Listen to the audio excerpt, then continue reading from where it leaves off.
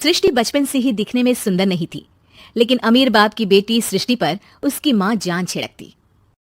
मेरी बेटी कितनी प्यारी है, भगवान सबको सृष्टि जैसी बेटी दे। सृष्टि धीरे धीरे बड़ी होती है। एक दिन सृष्टि की सहेली कहती है, तू दिखने में कितनी अजीब सी है, लेकिन मैं जानती हूँ हम सब में सबसे अच्छी शादी तो तेरी ही होगी। तेरे पापा अमीर जो हैं। और बता नहीं सकते यार, दहेज तो हर कोई देता है, ये क्या ज्यादा ले जाएगी अपने पति के लिए? अरे बड़े शहर में कोठी है इसके पापा की। अरे पापा की है ना, कौन सी इसकी है? इसकी होती तब तो कोई भी लड़का इससे शादी कर लेता। अरे पापा की मतलब पापा की है तो मेरी ही है ना? किसने कहा? अब तेरी तो तब होगी ना जब तेरा भाई ना हो। वैसे भी शादी के बाद सारी प्रॉपर्टी भाई के नाम होती है। सृष्टि समझ जाती है कि उसे किसी भी हालत में माँ बाप की सारी प्रॉपर्टी को अपने नाम करना है, लेकिन कैसे? एक दिन सृष्टि का भाई शीनू कहता है, बहन क्या कर रही है? तुझसे एक बात करनी है। अरे हाँ हाँ करना, मैं तो तेरी बहन हूँ। बहन मेरी लाइफ में ना एक लड़की है, बहुत अच्छी है। मैं सोच रहा हूँ माँ और पापा से बात करूँ शादी के लिए। सृष्टि को समझ में आ जाता है कि भाई की शादी होते ही भाभी उसे एक दिन भी घर में बर्दाश्त नहीं करेगी।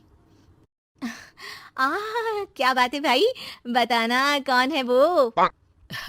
यार वो बहुत अच्छी लड़की है, पढ़ी लिखी है, मेरे साथ जॉब भी करती है। बस एक प्रॉब्लम है। हाँ प्रॉब्लम? क्या प्रॉब्लम है भाई? यार वो शादीशुदा है, लेकिन उसके पति ने उसे सिर्फ इसलिए छोड़ दिया क्योंकि उसके माँ बाप दहेज नहीं दे पाए। सृष्टि ये सुनकर न जाने क्यों खुश हो जाती है। अरे भाई तो क्या हुआ, लड़की तुझे तो पसंद है ना? शीनू को लगता है कि बहन उसे समझ रही है। वो इस बात से अनजान होता है कि उसकी बहन की मंशा पूरा घर हड़पने की है। सृष्टि अपनी माँ से कहती है, मम्मी मुझे तो बहुत चिंता है, पता है शीनू क्या कर रहा है? अरे क्या कर रहा है, वो तो काम पर जाता है और वापस घर आता है। नहीं ना माँ, वो यही तो नहीं कर रहा, बाकी सब कर रहा है। आपको पता है उससे प्यार है, और वो भी एक शादीशुदा लड़की से। ये क्या हो गया? मैं सोसाइटी में क्या मुंह दिखाऊंगी? अरे तेरे पापा तो यही कहेंगे कि मैंने ही उसे बिगाड़ दिया है। माँ देखो, मेरी बात मानो, पापा पर भी विश्वास करने की जरूरत नहीं है। अब आप ही बताओ, पापा इतनी देर घर के बाहर रहते हैं क्यों? बोलो। अरे बेटा वो तो नौकरी करते हैं ना। तू बहुत भोली है माँ। पापा का ऑफिस तो 7 बजे खत्म हो जाता है, लेकिन देखो कितनी देर से आते हैं। अरे नहीं नहीं बेटा, ऐसी कोई बात नहीं है। सृष्टि माँ को एक औरत से बात करते पिता की फोटो दिखाती है। देखो माँ कैसे हैं पापा, मैं ना कहती थी कि पापा सही नहीं है। मैं तेरे पापा से बात करूंगी, दे फोटो मुझे। ओ माँ, वो तो डिलीट हो गई। लेकिन चल, तूने तो देख लिया ना, पापा से बाद में बात कर लेना। और हाँ, मेरा नाम बिल्कुल मत लेना। हाँ माँ। अब क्या था, सृष्टि के माँ और पिता के बीच झगड़ा होना शुरू हो जाता है। सृष्टि के मन में क्या चल रहा था कोई नहीं जानता था। एक दिन, माँ सृष्टि के लिए एक लड़का देखा है, वो लोग शाम को उसे देखने आने वाले हैं। और हाँ माँ, एक खुशखबरी, मैं और पापा मिलकर एक नया बिजनेस ट्राई कर रहे हैं। शाम को लड़का आता है, सांवले रंग का। सृष्टि को तो बिल्कुल भी पसंद नहीं आता।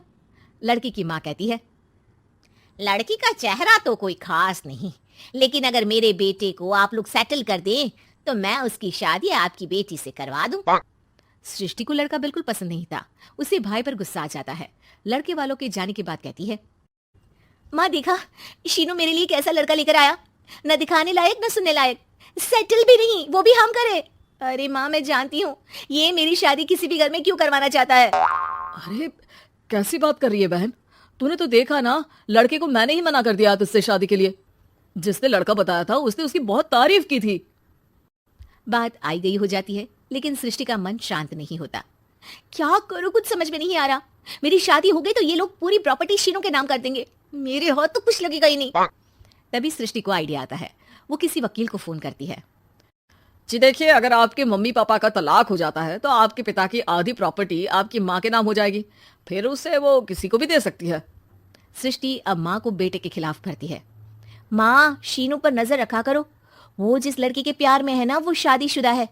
यहाँ आएगी, सारा पैसा रुपया जमीन जायदाद सब हड़प लेगी। पापा का भी हाल तुमसे छुपा नहीं है। ऐसा ना हो कि मैं और आप एक दिन सड़क पर भीख मांगे। भगवान, मैं तो जीते जी मर जाऊंगी अगर ऐसा हो गया तो।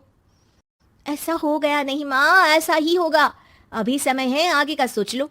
मैं तो कहती हूँ पापा से आधी प्रॉपर्टी लेकर अलग हो जाओ। पापा की आधी प्रॉपर्टी भी हम लोगों को अगर मिल जाती है ना, तो अगले 7 जन्म सफल समझो। बेचारी माँ बेटी के कहने पर पति से तलाक लेकर अलग हो जाती है। सृष्टि अब पैसों से गाड़ी और अपने दूसरे महंगे शौक पूरे करने लगी। उसके दोस्त भी उसके पैसे इस्तेमाल करते। सृष्टि, कल तुम कहाँ थी? मैं सारा दिन घर पर अकेली थी। तो मैं क्या करूं? मैंने ठेका तो नहीं लिया है ना तुम्हें संभालने का। माँ को सृष्टि से ये उम्मीद नहीं थी। वो बैठकर रोने लगती है। वहीं उसका पति यानी कि सृष्टि के पिता आ जाते हैं। मैं जानता था कि तुम्हारा यही हाल होगा, तो आपने मुझे रोका क्यों नहीं? मैं रोकता तो तुम रुकती क्या? सृष्टि के कहने पर तुमने मुझ पर अपने बेटे पर शक किया, लेकिन तुम ये भूल गई कि कैसे हम दोनों ने मिलकर जीवन में इतना सब खड़ा किया। माँ पति के गले लग जाती है। मुझे माफ कर दीजिए, मैंने आपकी कमाई का एक बड़ा हिस्सा गवा दिया। कोई बात नहीं, तुम साथ हो तो मैं ऐसी 7 प्रॉपर्टी खड़ी कर दूंगा। तभी वहां सृष्टि आ जाती है रोते हुए। माँ, मयंक ने मुझे छोड़ दिया। वो बोल रहा था जब तक मेरे पास पैसे थे तब तक ही वो मेरे साथ था। पापा, माँ, मुझे माफ कर दीजिए।